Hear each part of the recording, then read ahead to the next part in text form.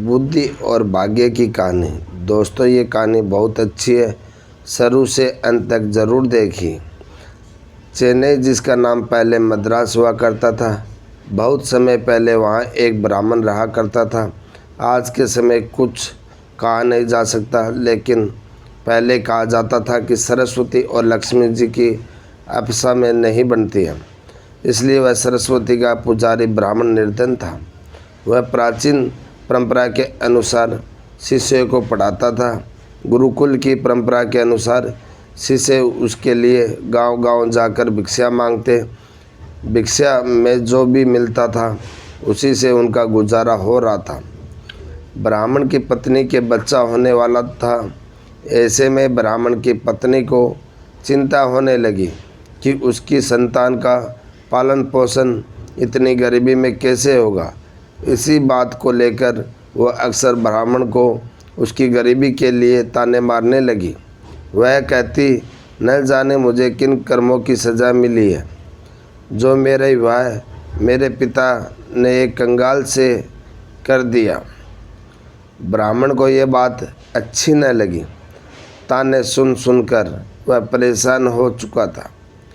फिर एक दिन उसने फैसला लिया और अपने सबसे प्रिय और सुझाव शिष्य को बुलाकर सारी जिम्मेदारी उसे दे दी। इसके बाद 4-5 महीने में लौटने की आश्वासन देकर धन कमाने राजधानी चला गया। ब्राह्मण के जाने के बाद वह शिष्य ने अपनी सारी जिम्मेदारियां ईमानदारी के साथ निभाने लगा।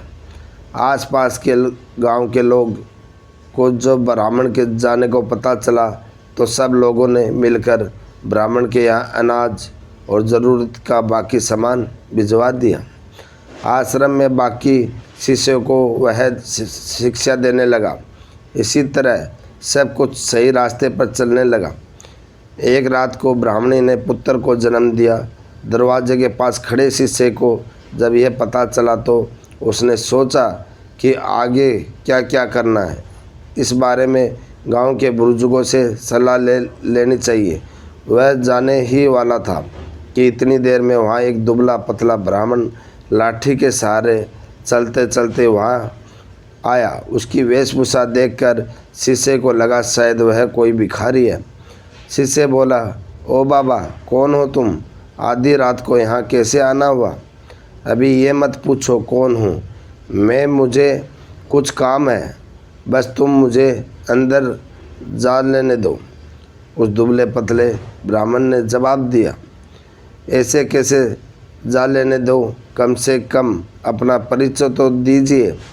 और भला आप इस स्थिति में एक ऐसा स्त्री के पास कैसे जा सकते हैं? आप शिष्य दरवाजे पर रास्ता रोके हुए खड़ा था।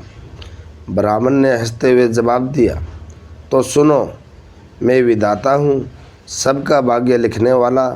आज यहाँ बच्चा पैदा हुआ है तो बस उसी का भाग्य लिखने चला आया। भाग्य लिखने वाले का कौन रोक सकता है भला? इतना कहते हुए वह ब्राह्मण हंसते हुए शिष्य को हटा अंदर चला गया।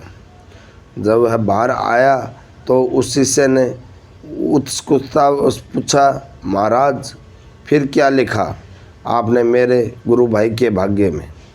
आज तक विधाता ने किसी को बताया है क्या कि उन्होंने किसके भाग्य में क्या लिखा है? परंतु शिष्य भी उन्हें ऐसे नहीं जाने देने वाला था। पीछा न छोड़ते देख ब्राह्मण विवश होकर बोला, ये जानना चाहते हो ना कि क्या लिखा है? तो मैंने यह लिखा है कि ये लड़का हमेशा निर्धन ही रहेगा। इसके पास घर में एक गाय और एक बोरा अनाज के अलावा कुछ भी नहीं रहेगा। कितना भी परिश्रम कर ले यह धन नहीं कमा पाएगा। इतना कहते ही वह ब्राह्मण वहाँ से चलता बना। शिष्य को उसके इस व्यवहार पर बहुत गुस्सा आया, परंतु वह ब्राह्मण अब जा चुका था, इसलिए कुछ किया नहीं जा सकता था। कुछ महीने बाद गुरुकुल का ब्राह्मण लौट आया। आकर जब उसने देखा कि सब कुछ व्यवस्थित ढंग से चल रहा है तो उस बड़ी प्रसन्नता हुई। अपने साथ वह काफ़ी धन कमा कर लाया था। अब उसे किसी बात की कोई चिंता न थी, इसलिए उसका जीवन अब हंसी खुशी गुजरने लगा। लेकिन ये खुशी ज़्यादा दिन तक न टिक सकी। सब खत्म हो गया और कमाई का और कोई साधन होने से एक बार फिर गरीबी आ गई। अब ब्राह्मण का परिवार 2 साल पहले वाली हालत में आ गया था। इस बार फिर ब्राह्मणी को बच्चा होने वाला था। ऐसे में जब ब्राह्मण ने शिष्य से अपनी स्थिति के बारे में विचार विमर्श किया तो शिष्य ने उसे फिर से राजधानी जाने की सलाह दी। ब्राह्मण पहले की तरह अपनी सारी जिम्मेदारी अपने उसी बुद्धि शिष्य के कंधों पर छोड़ राजधानी चला गया। सब कुछ वैसे ही चलने लगा जैसे पहले चलता था। फिर से वहाँ के लोग अनाज व ज़रूरी सामान दे गए। समय आने पर ब्राह्मण की कोख से एक कन्या ने जन्म लिया। जब शिष्य को इस बात की खबर हुई तो वह अपनी गुरु बहन को देखने के लिए गया, लेकिन उसके पहुंचने से पहले ही वहां वही दुबला पतला ब्राह्मण पहुंच गया जो खुद को विधाता बताता था। उसे देखकर शिष्य को गुस्सा तो बहुत आया, परंतु वह कर भी क्या सकता था। जब वह ब्राह्मण बाहर निकले तो शिष्य ने पूछा, कहो महाराज, अब कौन सा चक्रव्यूह रच कर आए हो? अरे भाई, गुस्सा क्यों होते हो? मैं तो यहाँ बस अपना काम करने आया। सबका अपना काम है, मेरा ये काम है, इसमें मैं क्या कर सकता हूँ? चेहरे पर व्यंग्यात्मक मुस्कान लिए हुए ब्राह्मण ने कहा, अच्छा महाराज, ठीक है, मगर ये बताओ तो सही, आखिर मेरी गुरु बहन के भाग्य में क्या लिखा आपने? इस लड़की का विवाह नहीं होगा। हाँ, लेकिन इसे देखने वाले बहुत आएंगे, फिर भी ये सारा जीवन कुंवारी ही रहेगी। इतना सुनते ही शिष्य को गुस्सा आ गया। उसने गुस्से में उस ब्राह्मण को वहाँ से भाग जाने के लिए कहा। ब्राह्मण पहले की ही बात ही मुस्कुरा कर चला गया, लेकिन उस शिष्य के मन की अशांति दे गया। वह सोच में पड़ गया कि अगर ये सच में विधाता था तो उसके गुरु भाई और गुरु बहन का भविष्य क्या होगा, कैसे कटेगा उनका जीवन। खैर धीरे धीरे समय बीतने लगा। 1 साल, 2 साल, 3 साल करते करते कई साल बीत गए। शिष्य का गुरु यानी कि ब्राह्मण वापस नहीं आया। राजधानी से जितने व्यक्ति आते उतनी बातें बताते। कोई कहता ब्राह्मण की मृत्यु हो गई, कोई कहता वह अपनी पत्नी से परेशान थे इसलिए संन्यास लेकर जंगलों में चले गए। शिष्य ही ब्राह्मण के घर और गुरुकुल की सारी जिम्मेदारी संभाल रखा था। सबके साथ साथ उसने अपने गुरु भाई और गुरु बहन को भी भिक्षा देकर उन्हें शिक्षित किया। 18 साल बीत चुके थे। ब्राह्मणी का पुत्र 20 वर्ष का हो गया था।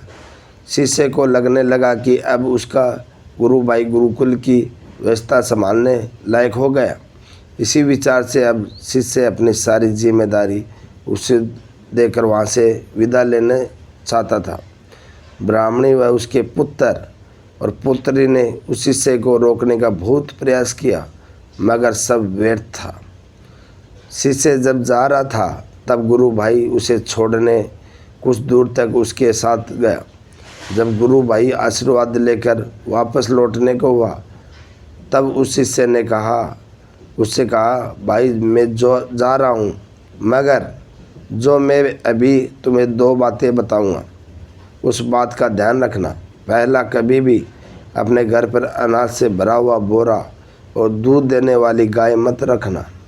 अगर तुमने दोनों रखे तो तुम सारा जीवन निर्धन हो रहोगे। दूसरा, जब भी कोई व्यक्ति तुम्हारी बहन विवाह के संबंध में बात करने आए तो उन्हें 100 सोने की मोहर लेकर आने को बोलना, और जब वो 100 मोहरें तुम्हें दे दे तभी अपनी बहन उन्हें दिखाना। लड़के ने वैसा ही करने का वादा किया। उस शिष्य और वापस आश्रम लौट आया। अगले ही दिन गांव के एक पुरोहित के वहाँ से एक दुधारू गाय और एक बोरा अनाज उस लड़के के घर भिजवा दिया। लड़के ने उसी समय गाय और अनाज का बोरा बेच दिया। उसके अगले दिन फिर किसी ने एक बोरा अनाज और एक दुधारू गाय बेची। लड़के ने फिर वैसा ही किया। अब आए दिन ही गाय और अनाज के बोरे आने लगे। लड़का उन्हें अपने वादे अनुसार बेचता गया। इससे उसका भाग्य बदला गया और जल्दी ही वह अमीर हो गया।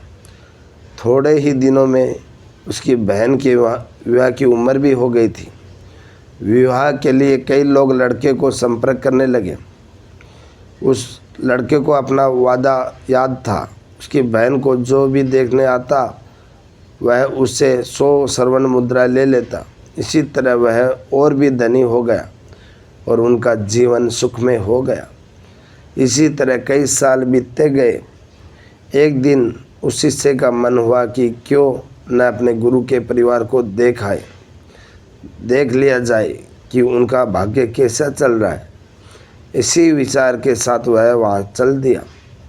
अभी वह गांव के बाहर ही पहुँचा था कि उसे वहीं दुबला पतला ब्राह्मण एक गाय, एक बोरा अनाज और पोटली में मुद्रा ले जाते हुए दिखा। शिष्य ने आवाज़ लगाते हुए कहा, अरे महाराज, कहाँ जा रहे हैं? ब्राह्मण ने उसकी ओर देखा और गुस्से में ऊंची आवाज़ में बड़बड़ाता शुरू कर दिया, आ गए जले पर नमक छिड़कने वाले।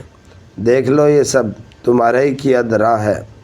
रोज़ एक दूध देने वाली गाय, एक बोरा अनाज और 100 मुद्राएं देते देते मेरी ऐसी की तैसी हो रही है।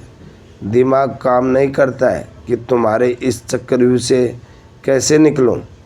मेरा चक्रव्यूह? महाराज, आप भूल रहे हैं कि भाग्य तो आप लिखते हैं। फिर भला मैं आपको कैसे भी चक्रव्यूह में फंसा सकता हूँ?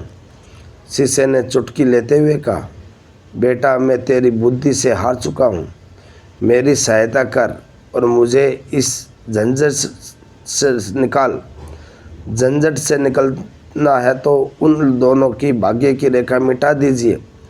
आप तो जानते ही हैं, ये कलयुग है। आज का इंसान स्वयं अपनी बुद्धि से अपना भाग्य बनाता है। उदाहरण आप देख ही रहे हैं। ऐसे कैसे मिटा दूं मैं भाग्य की रेखाएं? तो फिर उठिए, झंझट में कुछ नहीं कर सकता। अरे नहीं बेटा, मेरा कुछ ख्याल करो। कब तक इसी काम में फंसा रहूँगा मैं भी मजदूर हूँ महाराज। अपने गुरु को वचन दिया है कि उनके परिवार का ख्याल रखूँगा। अब ऐसे में उनका साथ कैसे छोड़ दूँ?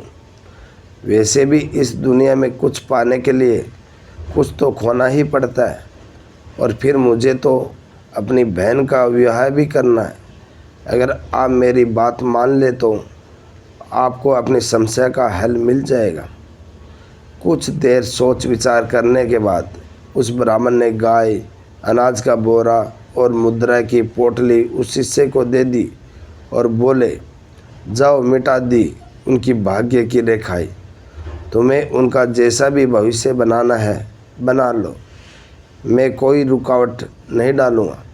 लेकिन हाँ, मेरी एक विनती है कि इस बोरे में तुम किसी को बताना नहीं तो कोई भी मेरा आदर नहीं करेगा, किसी को मेरा भय नहीं रहेगा, जिसके कारण कोई मुझे याद नहीं करेगा। इतना कहते हुए वह ब्राह्मण चला गया, जो खुद को विधाता बताता रहा था। तो दोस्तों, इससे ये सिद्ध हो गया कि आप ही हो जो अपनी बुद्धि से अपना भाग्य बदल सकते हो। यदि आप अपने लक्ष्य के लिए पूरी तरह से समर्पित है तो ऐसी कोई चीज़ नहीं जो आप हासिल नहीं कर सकते।